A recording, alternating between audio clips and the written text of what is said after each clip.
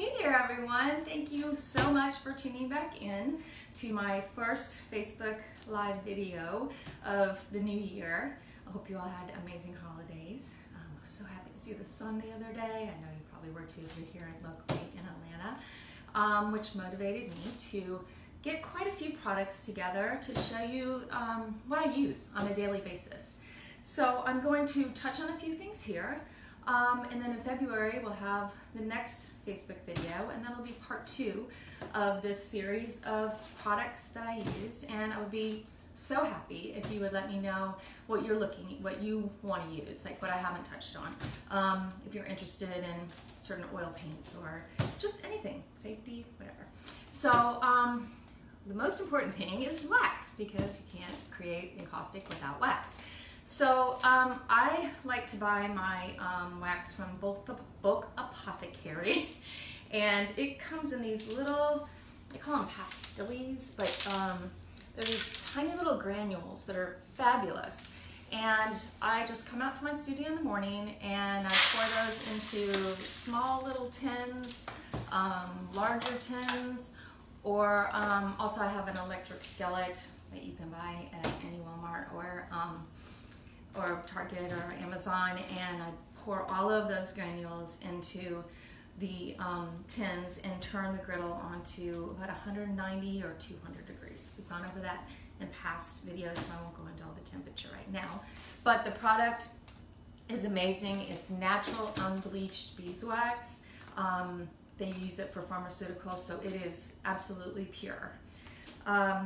If you would like to use encaustic medium, R&F has a wonderful medium that's already mixed with Damar and wax. I don't use that often, but you'll see the links to all the things I'm talking about, and if you have questions, feel free to let me know. Another tool that I use very often is a pottery scraper. I'll kind of turn that to the side a little bit. I know you can't see it very well, but these are fabulous tools to scrape into the wax, excavate. If you have a little mistake on a painting, you can just scrape it right off. It's like your eraser. Tiny little pointy tools.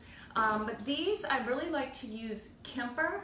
That's in your link. But you can also go to Amazon and just look up pottery scrapers and find your own that kind of work with you and your work. There's a flat scraper that has serrated edges that is wonderful as well.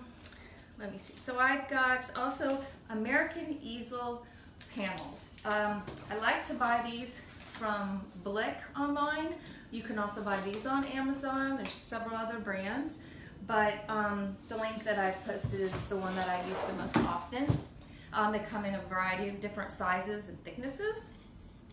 These little hardwood panels are amazing, and you can buy a huge sheet of this birch 1/4 inch. It's almost like a Luan panel, like at 8 foot at Home Depot, and they'll cut them down for you, like if you're really nice to them.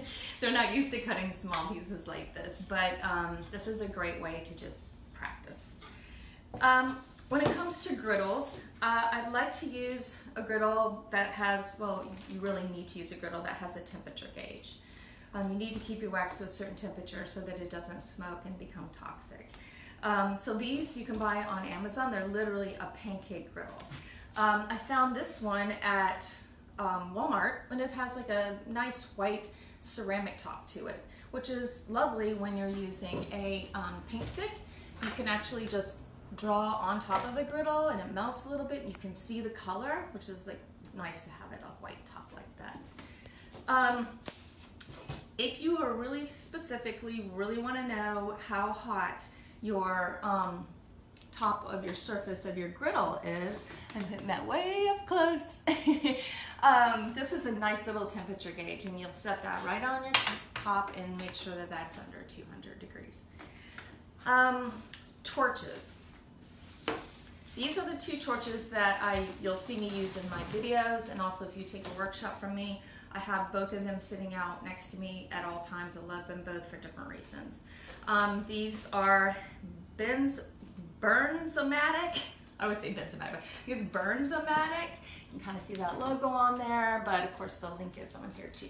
You can buy these at Home Depot, Lowe's, Ace Hardware. These are kind of a significant amount of money, but the tanks, I like to use the blue ones versus the yellow. They're not as high heat, are only about under $4. So you're going to make an investment in the top of these, which will last forever as long as it doesn't fall into your wax, which happens, and then it's good. So these are self-starting. This one, you just push and it turns on. This one, you lefty-loosey, righty-tighty. When you hear that turn on, you click it, but you can adjust this one. So especially when you just first get started and you want a nice low flame, this is nice to have.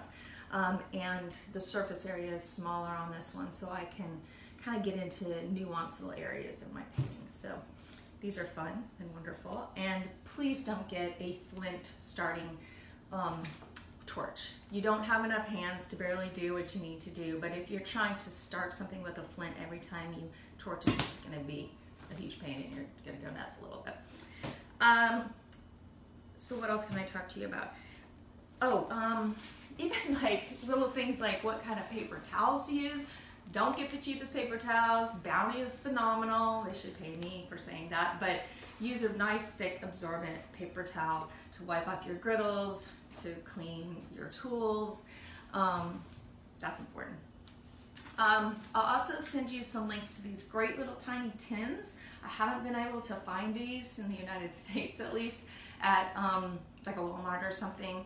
And I love to mix my paint in these, and just if I'm creating a very small amount. Otherwise, these tins you can find at any grocery store, the larger or the smaller of the two. And what else?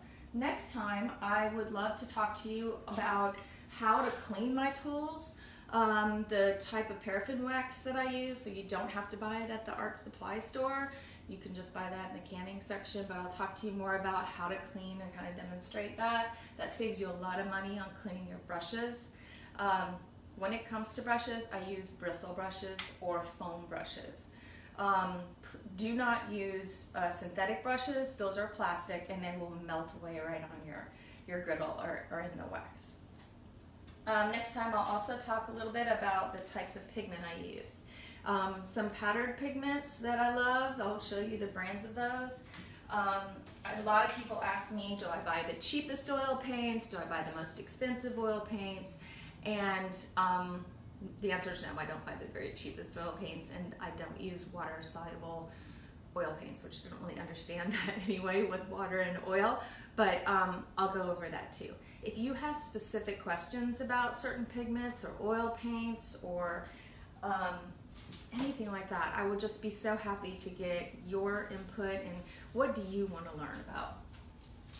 You know that if you looked at some of my past videos that I use an iron, I can talk to you about what iron to buy. There are specific masks that I use that are super safe and don't allow any type of toxins to get into my system. And also when we do photo encaustic, I'll let you know what type of adhesives that I use.